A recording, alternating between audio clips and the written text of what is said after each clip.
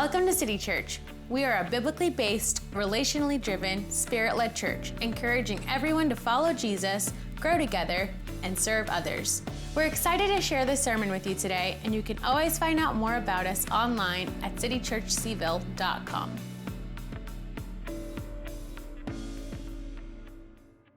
Hey, City Church, it's so good to be here with you this morning. It is so good to be here. It's such a beautiful day in Charlottesville. So exciting to see so many familiar faces, though you've all aged a bit since I was here last. It looks good on you. It looks good on you, yeah. And my name is Josh Moran. My wife and I went to City Church for many years before we moved over to Harrisonburg in 2019. As you can see, I'm now sporting the purple. Thank you. Thank you. I look forward to seeing you all this fall on the football field, so we'll see how that goes. I don't know. I guess it really depends on the quarterback play for both teams. But anyways, let's move out of that awkward time and into something else. So I am so excited to be here. This church, this place, this stage actually mean a lot to me. I began attending City Church in the fall of 2003 as an undergraduate student at the University of Virginia. Spent many years on staff at UVA with Chi Alpha and had the privilege of attending City Church. 3 out of my 4 kids were dedicated on this stage. I have seen more baptisms back there than I can count right now. And then my wife and I, actually before all those, were actually married right here back when people got married at churches. So I know now we've moved to vineyards and things like that, and it's just so beautiful. But back then, we didn't have Pinterest, we didn't have things like that, so we just got married at churches. And so it's a joy to be back here, to be amongst you, and so I'm excited to continue in our series this morning. City Church, we've been traveling through the Sermon on the Mount, the most famous sermon ever spoken, the most famous sermon ever written down, as we see Jesus talk to his disciples, as he talks to his followers, and he tells them about the upside-down kingdom. He says, you have heard it said, but now you need to know this, or you have seen, or you have believed, but now you can understand this, and that this is what it means to live in the kingdom of God. This is what it means to be a kingdom person. We've been traveling through chapter 5 in the Beatitudes, and we have seen some of the most rich and deep teachings ever known to man. And now we make a turn into chapter 6, and we see Jesus begin to introduce a new type of teaching, a new way in which he is teaching his disciples. In chapter 5, he was showing those who had lived according to the law but had not loved God in their heart that this is what it can look like to follow God with your heart. And in chapter 6, he's going to make a slight turn and begin to teach those who have lived with their righteousness on the outside but have had no righteousness on the inside, how detrimental to them that can be. So if you have your Bibles, go ahead and turn with me to Matthew chapter 6. I had the page saved, so it's a little easier for me to get there. We're going to begin reading in verse 1. Oh man, shoot, I'm sorry. I don't know if you noticed, but if you have the NIV thin line, you'll notice that there's a subheading up there. It says giving to the needy. Yep, that's right. They brought the missionary in, and all of a sudden we're going to start talking about money. I know some of you've invited your friends. You've been waiting for a long time to try to get your friends to come, and you promised them it's not going to be about money. The church doesn't always talk about money. It's not all that we're all about. And then all of a sudden, they finally came here on this beautiful Sunday morning. They put a guest missionary up there. He's wearing purple, and he's going to start talking about money. Well, we are going to talk a little bit about money, but Jesus is teaching his disciples and his followers something more. Something, as Jesus does often, as he flips things upside down, as we see the upside down kingdom, that it's not just about the money, but it is about your heart. So let's begin reading in chapter 6, verse 1. Jesus says, "Be careful not to practice your righteousness in front of others to be seen by them. If you do, you will have no reward from your Father in heaven." Jesus begins this teaching in chapter 6 here, and he's going to introduce 3 new topics to his disciples and his followers in the Sermon on the Mount. This morning, he's going to talk about giving to the needy, or maybe your translation says almsgiving.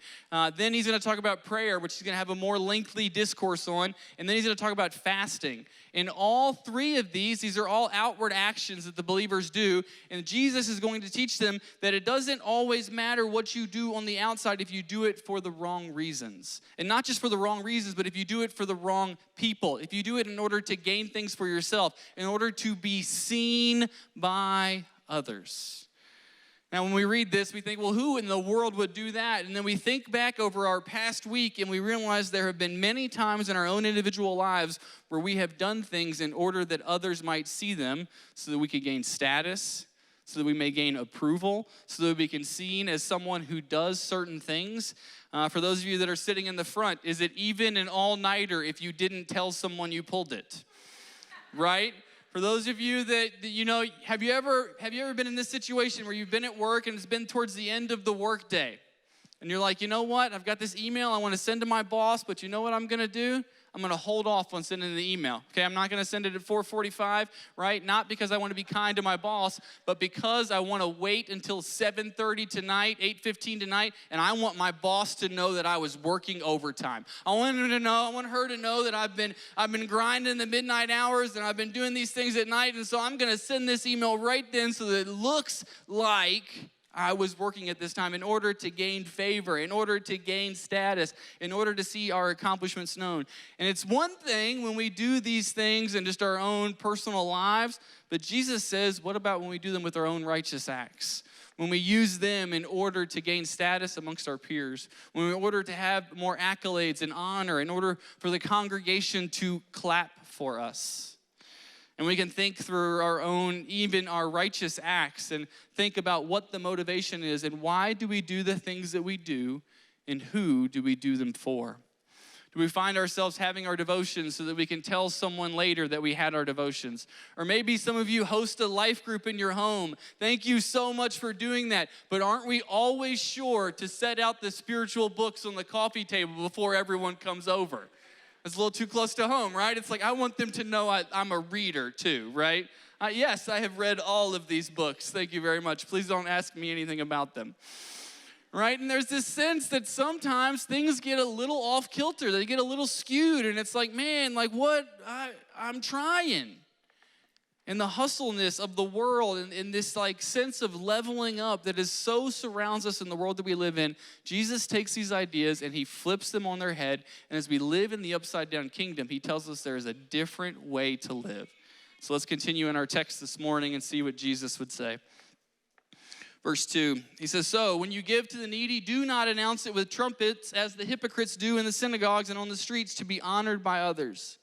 Truly, I tell you, they have received their reward in full. But when you give to the needy, do not let your left hand know what your right hand is doing, so that your giving may be in secret. Then your Father who sees what is done in secret will reward you. That's good right there. Let's break this down a little bit. There's a couple things I want to talk about. First, Jesus assumes the disciples and his followers are giving to the needy. Jesus doesn't go out of his way to explain why they should do it. He doesn't tell them that they have to do it. He just assumes that they do it, and he is now going to teach them how to do it. What is the heart posture which they should have when they give to the needy? The reason Jesus assumes this is because this has been part of the Hebrew Bible from the beginning. This would have been their understanding as Torah followers. As they would have read the Old Testament, as they would have understood, they would have known that this is what they were supposed to do. And Jesus assumes this amongst his disciples and amongst his followers, that this is what it means to be a Jesus person. And then what's with this deal? What's with the trumpets? Like, can you imagine, like, if you showed up this morning in order to give your tithes and offering, and you had the, like, jazz band go down in front? Is that what a trumpet plays in? Maybe they don't. I don't know. I can only play PowerPoint. And so, like the trumpet plays, and it's like, that is absolutely crazy. Is this where the term tooting your own horn comes from? Like, what is this about? And then we realize that the only way to level up in a highly religious society is to be more religious. The only way to gain more status in the ancient Near East is, as the Pharisaical congregation would have lived, would have been for them to be righteous on the outside, for others to know that they were righteous, in order to have more status, in order to continue to level up. This is what it would have meant for them. And then what about this term hypocrites? What a fun word in English, a fun word in Greek. Like as Jesus uses this term, what he would have meant, what the original audience would have heard is not as we hear it. Like, what is a hypocrite? It's someone who says one thing and does another, right? They would have heard it this way, but the term literally meant a stage actor. Someone who would go up and perform on stage and then come off and be someone completely different, right? And what Jesus is saying, those of you who give in order to be seen are nothing but stage actors. You're not actually generous. You're not actually humble. You're just trying to gain status. You may be more proud than you even know. And if you only give in order for others to be seen, Jesus says you need to be wary, because you will only be rewarded here and you will not be rewarded in heaven. It's fascinating. The sense of rewards in heaven is a theme in Matthew's gospel. Actually, later in chapter 6, if you look down or if you scroll down, we'll see like the famous passage where Jesus says, don't store up for yourself treasures on earth.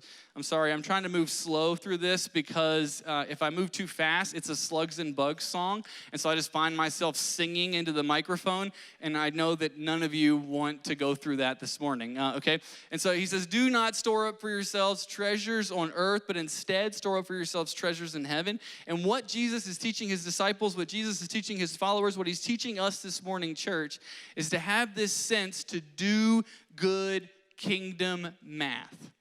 Okay, now let's talk about math for a little bit, okay? I loved math in high school, okay? That was 20 years ago, okay? So math in high school was phenomenal. It was so much fun. It always made sense. There was always a right answer. It was like if you just do this and you just work the problem, eventually you're going to get to the right answer. And there's only one, okay? And it was easy. It was great. I loved it. And then I came to college.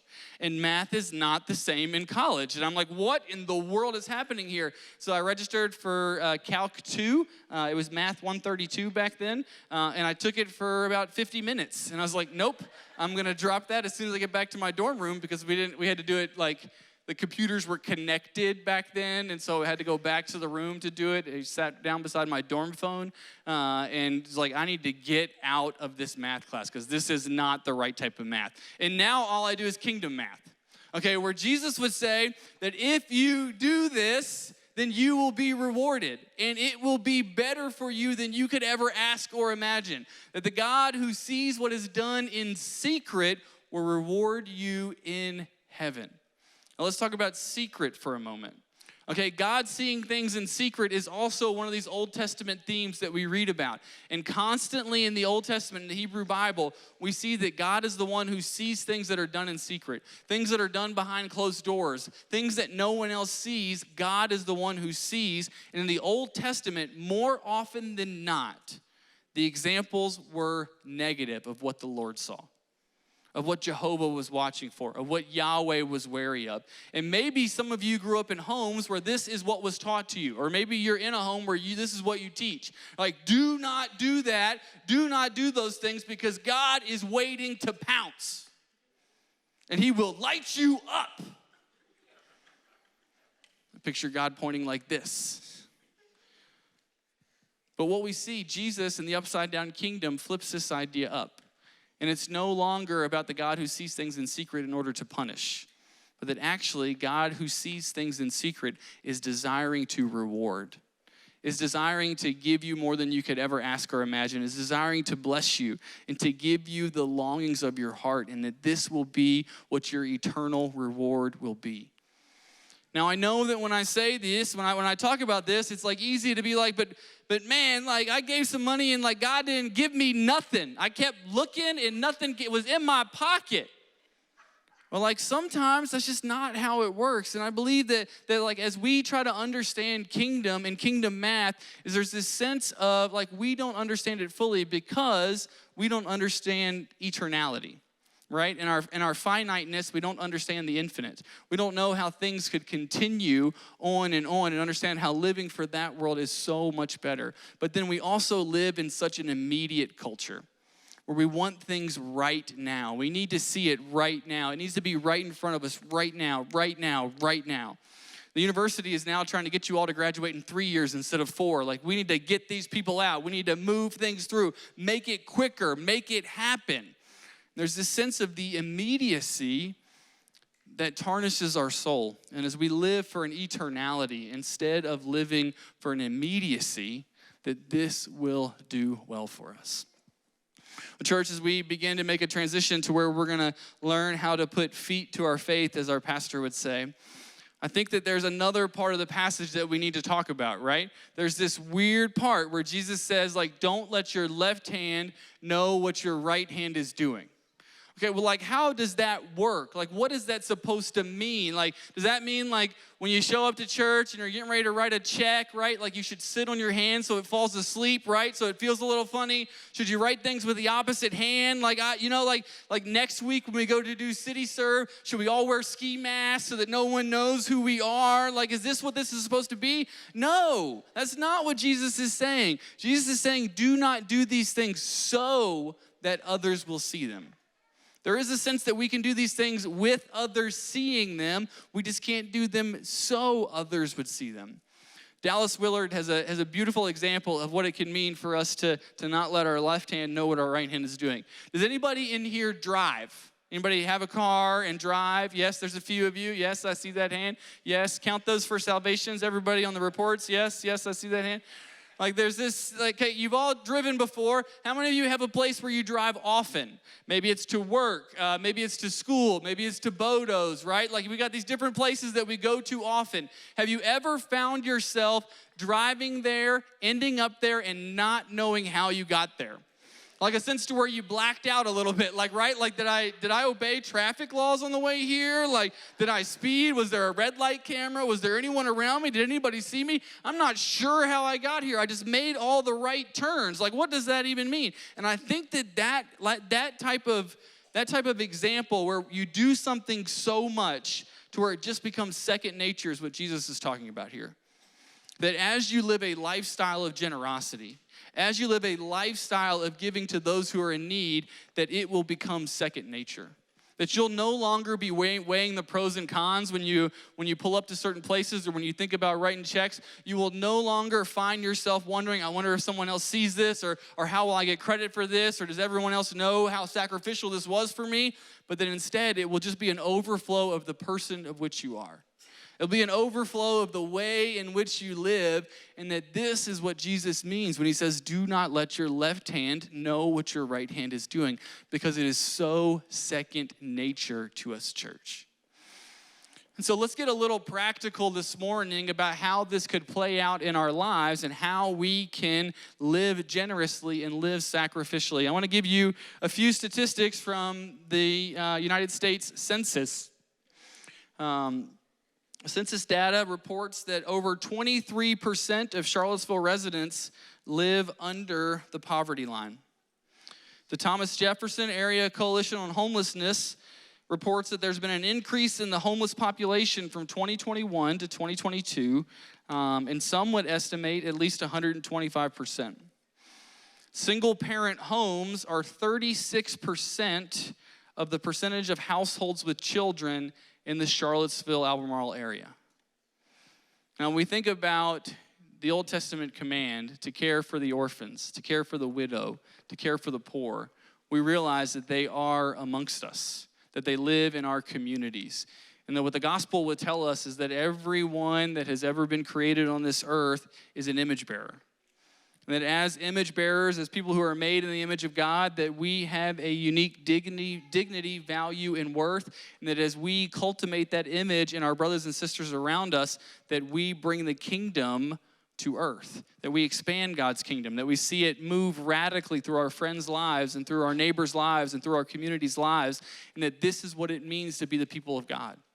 And church, can you imagine what it would look like if our church took on these tasks around us?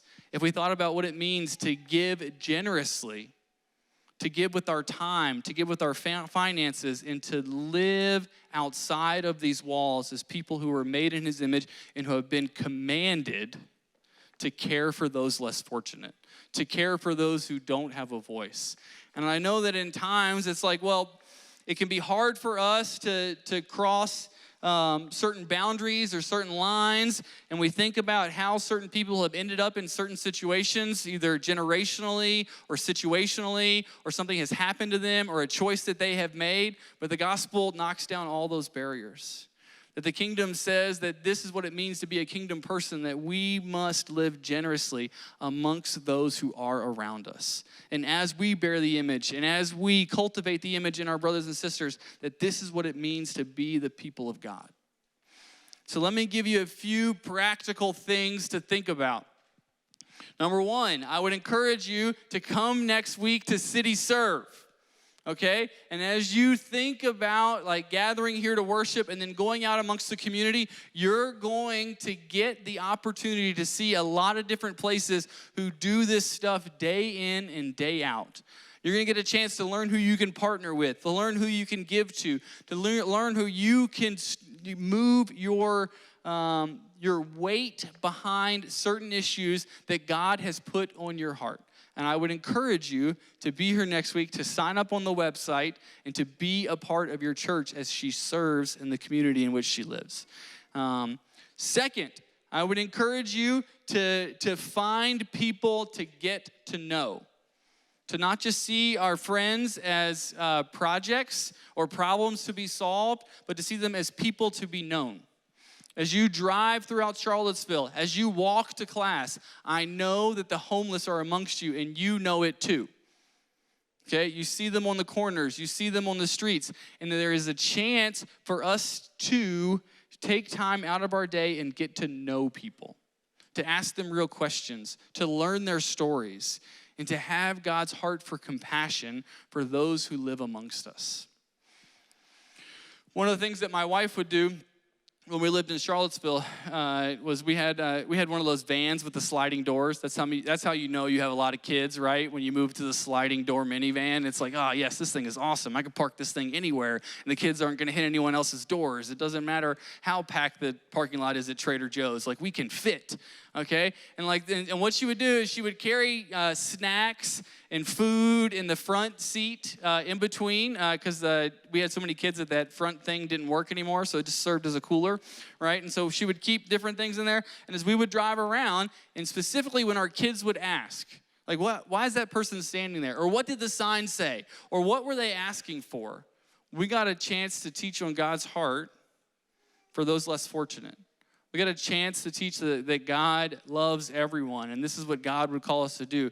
And we would be able to hand out food or water or feminine hygiene products, and to just carry these things in your car in order to be able to hand them out generously. And then I would encourage you, as your fourth practical step this morning, would be to give. To write checks, to swipe your card, to do Apple Pay, double tap, right? Whatever it takes, however people give these days, right? To take it amongst yourself to give.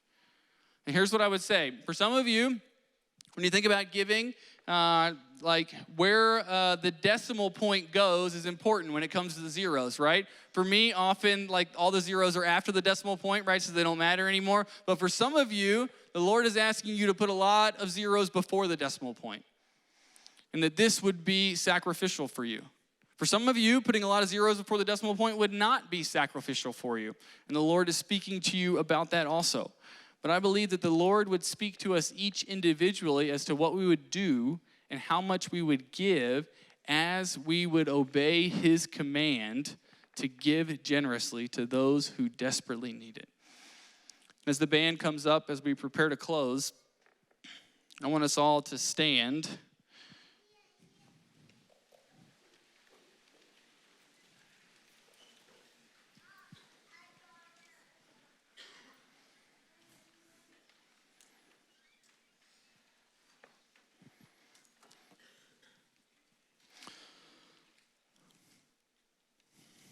Church, I'd like for you to just close your eyes just for a moment in God's presence.